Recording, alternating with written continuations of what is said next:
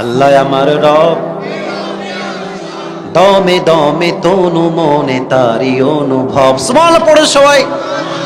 তোমার দুনিয়াতে আমি যেদিকে তাকাই, অথই নিয়ামতে ডুবে আছি সবাই। পাখপাখালির কণ্ঠে শুনি তাসবিহ কল রব, তাসবিহ কল রব। আল্লাহ আমার রব, এই রবই আমার সব। রবকে আজ এই মাদ্রাসার থেকে 10 জন ছাত্র পাগড়ি নিয়েছে। তাদেরকে দেখে আমার অতীত স্মরণ হয়ে গেছে। আমরাও এমনি পাগড়ি পরেই বিদায় নিয়েছি। হয়তো আমার ওস্তাদ বোঝেও নাই যে একদিন আসিফ হাজার মানুষের ভালোবাসার মানুষ হয়ে যাবে। কথা হচ্ছে এইটা, আজকের জিরো কালকের হিরো, কালকের হিরো পরশু জিরো হতে পারে। আমি দিল থেকে দোয়া করি যারা পাগড়ি নিয়েছে আজকে এই মাদ্রাসার থেকে সবাইকে আল্লাহ তাআলা যুগ শ্রেষ্ঠ আলেম হিসেবে কবুল করে নিক। স্টেজের আমিন আপনাদের সাথে জড়িয়ে হয়েছে ভাই, এতগুলো মানুষ জোরে কোন সবাই মিলে আমিন। আল্লাহ এই মাদ্রাসাকে ইসলামের দুর্গ হিসেবে কবুল করুন, সকলেই পড়েন আমিন। আমি ভূমিকায় বেশি কথা বলতে চাই না, কয়েকটি কথা বলে আমি আমার মূল তাফসিরে ফিরে যেতে চাই। আব্বাজান, আমি আপনাকে অনেক ভালোবাসি, কলিজার থেকে ভালোবাসি। আপনি আব্বাজান হয়ে আপনার ছেলের বিয়ে কেন হবে না? আপনি বিয়ে দিয়ে দিলে তো বিয়েটা হয়ে যায়। আব্বারা বলে যে নিজের পায়ে দাঁড়া, ইনকাম করা শেখ, কামাই করা শেখ, চাকরি কর, ব্যবসা কর। এই ব্যবসা করতে করতে প্রতিষ্ঠিত হতে হতে যুবকের অর্ধেক যৌবনের চাকা ক্ষয় ক্ষয় ক্ষয় ক্ষয় হয়ে যায়। আমাদের কথা একটা, শীতকাল অলরেডি চলে আসছে। এবারে শীতকাল কম্বল চাদর খেতা দিয়ে নয়, একমাত্র বউ দিয়ে যুবকদের শীতকাল দূর হবে। যুবক ভাই, আব্বা জান, আপনার কথা হবে একটা, বেটা তুই বিয়ে কর, তোর যা লাগে আমি তোকে দিব, কারণ তুই হারাম কাজ করবি। কিয়ামতের কঠিন দিনে আমাকে প্রত্যেকটা দায়ভার আমার কাঁধেই বহন করতে হবে। যুবক ভাইরা, আমি বাবার কথা কি বলবো, আফসোস লাগে, মেয়েরাই সব নষ্টামির মূলে আছে। যুবক ভাইরা, এরা আজকাল চিন্তা করে যে अगर पैसा है तो हम टकले से भी शादी कर लेंगे, कोई बात नहीं है। ওই এক ছেলে মেয়ের বাবাকে বলছে, আব্বা জান, কার লোকের মেয়ে বিয়েটা দিলেন গো? इसके सर पे तो बाल नहीं है, माथाয় तो चूल নাই। तो बाबा ने क्या जवाब दिया? बाबा ने कहा कि बेटा क्या बात कर रहे हो, सर पे बाल नहीं है तो क्या हुआ, पॉकेट में माल तो है ना।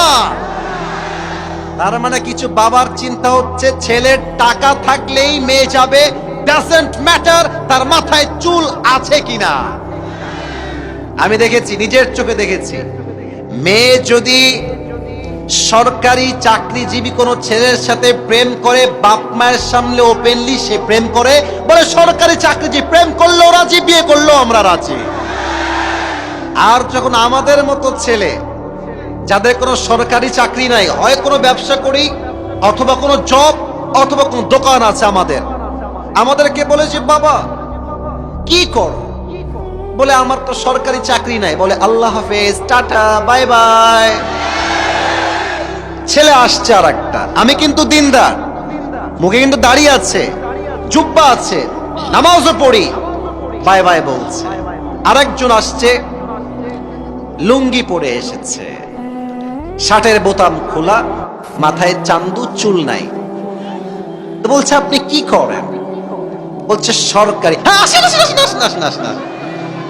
তার মানে কিছু বাবার চিন্তা হচ্ছে চরিত্র ডাজন্ট ম্যাটার, টাকা থাকলেই মেয়েকে বিয়ে দিয়ে দেয়।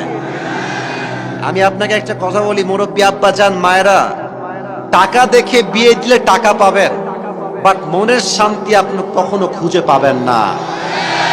টাকা দিয়ে বাড়ি কিনবেন, গাড়ি কিনবেন, অনেক ডুপ্লেক্স ট্রিপ্লেক্স ফ্ল্যাট দিবেন, বাট মনে রাখবেন যার চরিত্র ঠিক নাই, তার সাংসারিক জীবনে সে কখনো সুখী হতে পারে না। যুবক ভাইরা, ঠিক কিনা বলো? আল্লাহ আব্বা জানদেরকে বোঝার তৌফিক দান করুন, সকলেই পড়েন আমিন।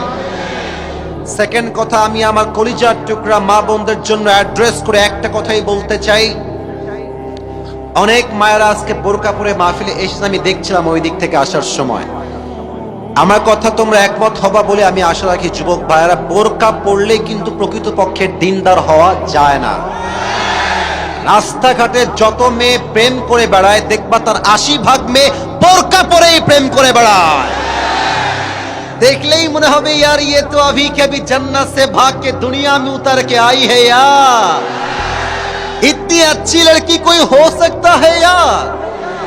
लेकिन द रियलिटी इज ऊपरे फिटफाट भेतरे पुरोटाई सदर घाट। প্রিয় মায়েরা বোনেরা, বোরকা পড়লে দিনদার হওয়া যায় না, চরিত্র যার ভালো সেই তো আসলে দিনদার। আল্লাহ প্রিয় বোনদেরকে বোঝার তৌফিক দান করুন, সকলে পড়া আমিন। 2 নাম্বার, আমার প্রিয় বোনেরা কানটা খাড়া করবেন। অনেক মেয়েরা মাহফিলে এসে ফেসবুক চালায়, টিকটক চালায়। আমি ফেসবুকে খবর পেয়েছি আমার পেজে, আমার বোনেরা এই মাহফিল দেওয়া হয়েছে হেদায়েতের জন্য, টিকটক ইউজ করে এই মাহফিলটা দেওয়া হয় না যুবক ভাইরা, ঠিক কিনা বলো? দ্বিতীয় কথা, শেষ কথা, যেই মেয়ে এমন কোন মনোমাইন্ড বিলং করে যে দিনদার দেখলে পছন্দ হয় না, গাঞ্জাখোর দেখলে পছন্দ হয়, এখনই ভালো হয়ে যান। আপনি মাথায় রাখবেন, গাঞ্জাখোর তো নিজের মূল্য নিজেই বুঝে না, ও তার বইয়ের মূল্য বুঝবে কেমন করে? যুবক ভাইরা আমার, চিন্তা পরিবর্তন করেন, চাহিদাকে কমায় ফেলেন। মেয়েদের কিছু চাহিদা এত নিকৃষ্ট হয়ে গেছে আজকাল, কিছু কিছু মেয়ে আইফোন 16 প্রো ম্যাক্স পাওয়ার জন্য কক্সবাজার পর্যন্ত চলে যায় যুবক ভাইরা। But I don't measure everyone equally, সবাইকে আমি এক পাল্লায় মাপি না। অনেক মেয়ে ভালো আছে এই দেশে।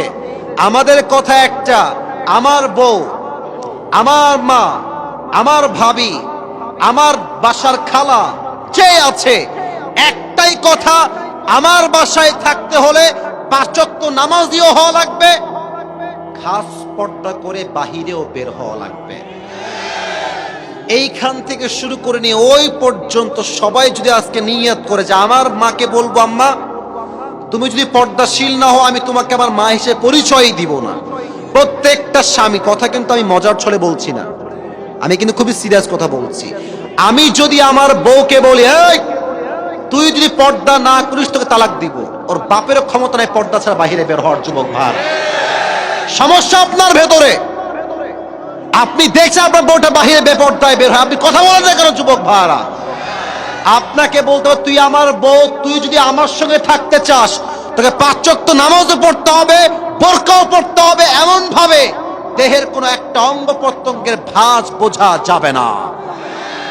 এই কথা প্রত্যেকটা যুবকের হলে, মুরব্বীর হলে, আগামীকাল থেকে এই দেশের 90%-এরও বেশি মেয়ে পর্দাশীল মেয়ে হয়ে যাবে। যুবক ভাইরা, আল্লাহ বোঝার তৌফিক দান করুন, সকলেই দিল খুলে পড়ছি আমিন।